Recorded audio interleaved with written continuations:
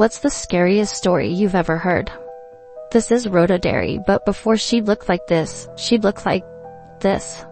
As you can tell, she was an incredibly beautiful woman. Rhoda was born on October 10th of 1840 to her 7 older siblings and her parents in Indiana. It is believed that her family was considerably wealthy. As Rhoda grew older, she fell in love with the boy next door. They were farmers that farmed right next to them, and she fell in love with this boy. His name was Charles. But Charles's parents did not agree with this relationship. The reason they didn't agree with this relationship was because it had been rumored that Rhoda's family was involved in witchcraft. This was a rumor that had plagued the family. They said that her grandmother was a witch, and so Charles's mother did not want him to marry Rhoda. It got to the point where Charles's mother finally approached Rhoda and said that if they went ahead with the marriage, that she would curse Rhoda. Suddenly, Rhoda became inconsolable, I guess you could say, and she even started having episodes of being pushed against a wall by an unseen force. This is according to records, of course.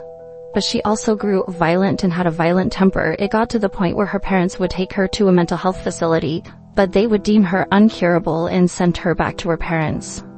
Rhoda would then go on to go to another mental health facility, and it was known to not treat its patients humanely there. Rhoda began exhibiting violent behavior, and she even would scratch out her own eyes and punch all of her own teeth out.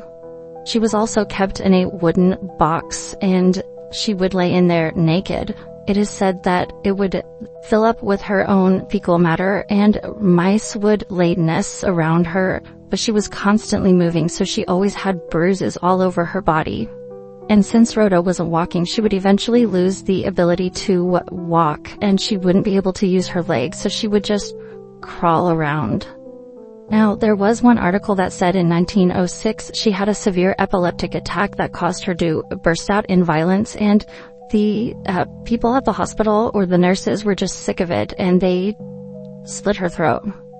It is said that a couple years later nurses would admit to doing this, but there's also articles that say that she was finally taken care of by a different doctor who believed in treating his patients humanely, and that she would eventually get to a point where she was given a bath daily and would lay in a real bed. But people who visit Rhoda's grave say that they can feel someone tugging at their legs, and maybe Rhoda is still there. Either way, this is a tragic tale, and it is a reminder to take care of your mental health and to treat everyone with kindness and respect. What are your thoughts on this? Let me know down in the comments, and follow for more strange history.